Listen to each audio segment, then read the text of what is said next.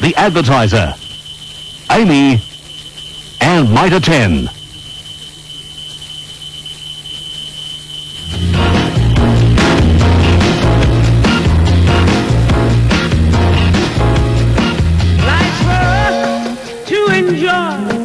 Woman, man, girl and boy, feel the pain, feel the joy, and sidestep the little bits of history repeating.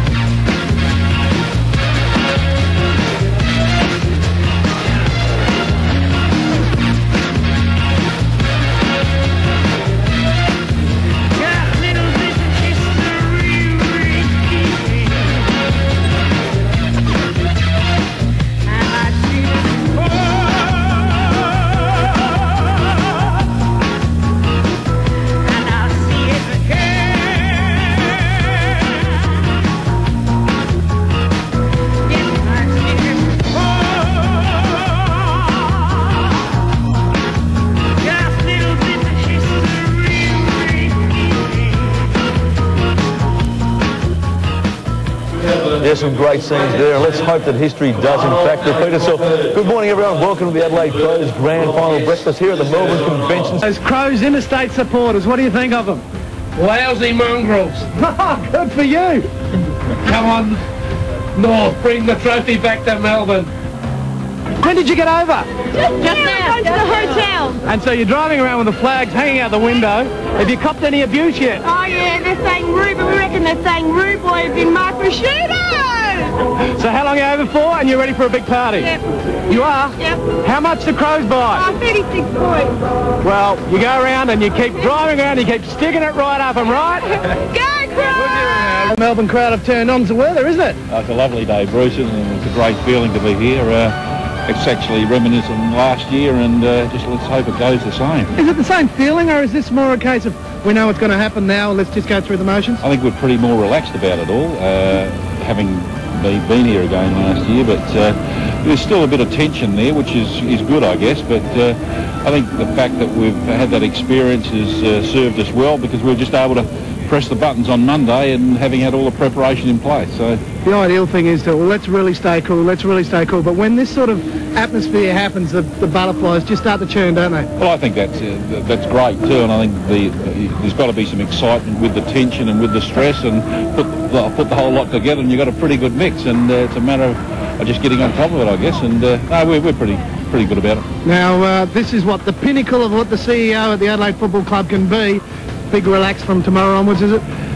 No, we've got a lot of things to do on Monday. In fact, we only met late last night with some plans for Monday and Tuesday, so the show goes on, but I'd like to think that perhaps Saturday night we might get 5 minutes to have a drink.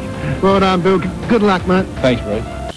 But to me it seems quite clear that it's all just a little bit of history repeating. Yes, here we are back at the Adelaide Crows Grand Final Breakfast. Neil Curley's so pumped we couldn't get rid of him. He's not leaving the chair. And next to him, Stephen Trigg, the media manager for the Crows.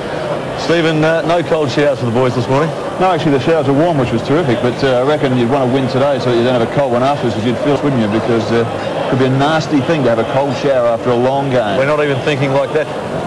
The boys, they have about 8 hours to kill before the game when they wake up this morning. It's very hard to go anywhere in Melbourne and get away from the hype or people looking and seeing you, talking to you. What do they do? Well, most of them do their own thing. Some will even watch a film, some might go for a walk. I know that Shane Allen last night was still pacing around outside the hotel at 11 o'clock with a few nerves getting around. So, and there's just that, and I suspect that not too many of them would have slept too well. It's amazing, though, to watch the different individuals and how they go through the situation of preparing, isn't it? They're all different. There's some who would have just lied on the couch, watched television and gone to sleep, no doubt about it. No nerves, nothing.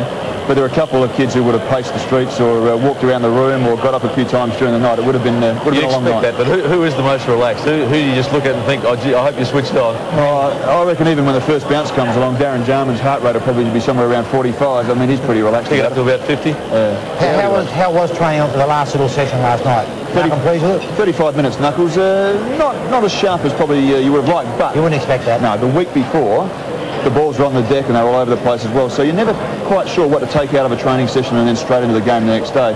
In a sense, you don't want to leave it on the track. If they said that we trained beautifully, you'd say that's a terrific sign as well, but what the hell. Have you ever seen a team train well the night before a grand final? Very, very rarely. There's always a bit nervy, and of course, as a coach, you just want all the mistakes out of the way. Just to get through training. The objective of the whole thing was simply to get the flight out of the system, feel good about it, and they did. They felt pretty relaxed afterwards. You got the old rooms? The old rooms, the pictures are up, and they were the lucky rooms from last year. Actually, looking at that last night, Seven showed the two rooms, the one we're north, which is bare and stark, whereas the one you're in, the old Melbourne rooms, a lot of atmosphere. You feel like you're playing footy. Yeah. You know, 100 and a bit years of culture and tradition there, and they're great rooms to be in. And in fact, the one other thing about there that you can't describe so much is that because the crowd is right next to the back wall there's this whole din of noise that comes through the rooms the whole time you're warming up as well. So it's got that feeling of 100,000 people. Have a look at Triggy. You want to play again? Wouldn't mind. We're just got the game to be here now. Now, the support in Melbourne, we've already spoken about the number of crow scarves. There's just so many people have made the journey. How many do you think have come over? I'll tell you what I can't work out is you sell 10,500 tickets to your members. Now, that's the allocation that we had. But I'm sure that last year we had 25 or 30,000 people with scarves and voice there at the MCG. We're sure to be the same tomorrow. Where the rest of them come from, I suppose, are the MCC members, Melbourne-based people who are MCC members. But there are a lot of people. Cut a hole in the fence. Well, if that works, All right, Stephen, thanks for joining us. Hope you have a great afternoon. I'm sure we'll be celebrating with a drink afterwards. I'm just going to go and talk to this magician and see if he can get rid of a couple of North Melbourne blokes. But to me it seems quite clear that it's all just a little